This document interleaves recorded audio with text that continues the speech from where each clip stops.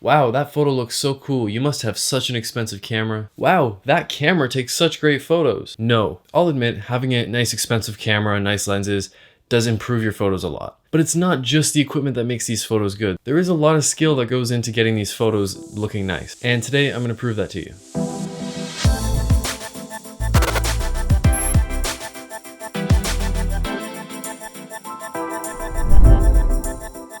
Hey guys, welcome back to a new video. As you may have noticed, my barbershop reopened. And today I'm gonna be showing you how you can take... Charlie, I swear to God. And today I'm going to be showing you how you can take some really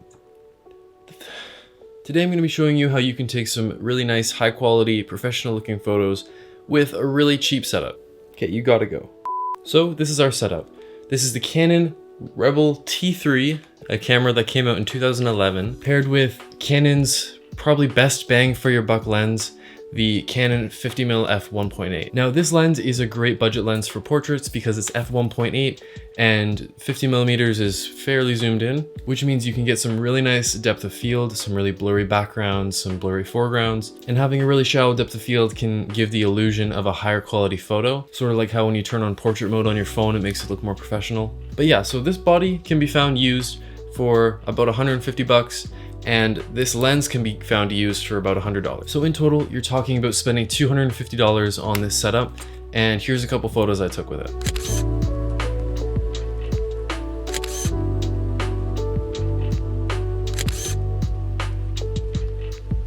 So if you want to get the most mileage out of this setup and to make your photos look as professional as possible while staying on this tight budget, here are some tips. First of all, keep your subject far away from the background. Don't be right up against a tree or right up against a wall or something like that.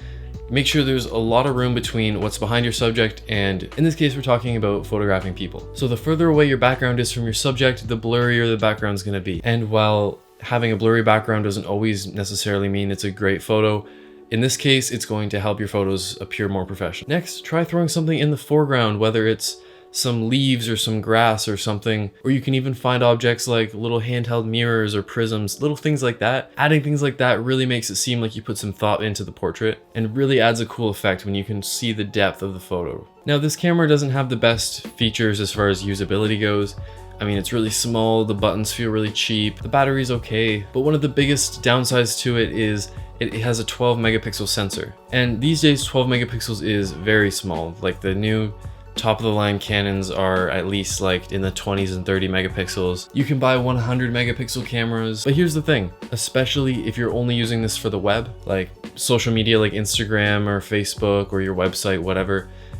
When you upload something online, it's going to get compressed anyways, and most people are just looking at it on their small little phones anyways. It's not like your photo is going to be blown up to the size of a wall and people are going to be standing right in front of it. Now, if you want to get into printing photos, 12 megapixels probably not enough. But if you just want to create a sick Instagram feed, it's going to be plenty. You'll never know the difference. So when shopping for a camera and you're on a budget, just ignore the megapixel count. It doesn't really matter that much. Instead, learn about how color space works and how different cameras process color differently, because the accuracy of colors and how much dynamic range you have can make much more of a difference than just the megapixel count. Now, another crucial part of this is editing your photo. Now, I've talked about editing in the past, but one of the biggest mistakes people make is over editing a photo, you know, dragging that slider all the way to the max, adding too much contrast, too much saturation. So definitely work on practicing your editing to make some nice punchy photos that really stand out. Here's a couple photos right here, before and after, before and after. You can see there's a big difference. And if I just uploaded the unedited photo, it wouldn't have looked nearly as professional. But that's pretty much all I have for you today. I've hoped this has taught you that having a really nice expensive camera doesn't always mean you're gonna take amazing photos. And really it's a lot of skill, and yeah, having nice equipment is nice. It does make a noticeable difference. I'm not gonna pretend like having a really expensive camera doesn't make some kind of difference, but if you are a terrible photographer and you have no experience, spending thousands and thousands of dollars on equipment isn't going to make you a good photographer. And vice versa, if you buy a really cheap little setup with a kit lens and you practice for months and years and just take photos every day and you're just always grinding, always trying to get better, then it doesn't matter if you have a crappy little camera, you will still be able to take amazing photos. For example, here's a photo that I took with my Canon T3 and the 18-55 kit lens. Now I think this photo looks great. I even have it printed. It's hanging up on my wall right over here. It's one of my favorite photos that I've ever taken, and it was taken on my old little base model beat up camera. Next time you look at a really cool photo, think about how much time and effort that photographer has put into that photo, rather than just wondering how expensive their lens was, you know? It's another comment I've been getting more recently is on my lighting videos and stuff like that, I talk about how I can put these lights in this position and make it look much more professional. And I get comments saying, well, it only looks nice because you have a nice camera.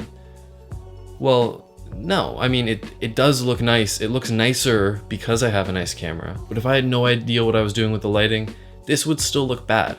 And if I knew what I was doing with lighting and was just using my phone, which I did, by the way, I made a whole video where I talked about lighting setups and just using your phone, you can still create a really professional looking video. But yeah, that's all I have for you today. If you've enjoyed, hit the like button. If you want to see more, hit that subscribe button. Unfortunately, I'm not uploading as much as I was when everything was quarantined and shut down.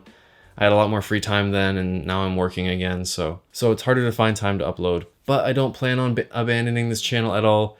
We're at like 3,500 subscribers, which is just crazy. Thank you guys. I also have some car stuff coming up. If you guys like the car content, then let me know, because I enjoy doing that kind of stuff too. So if you want to see more of that, let me know in the comments. But yeah, thank you guys for watching. I will see you in the next video.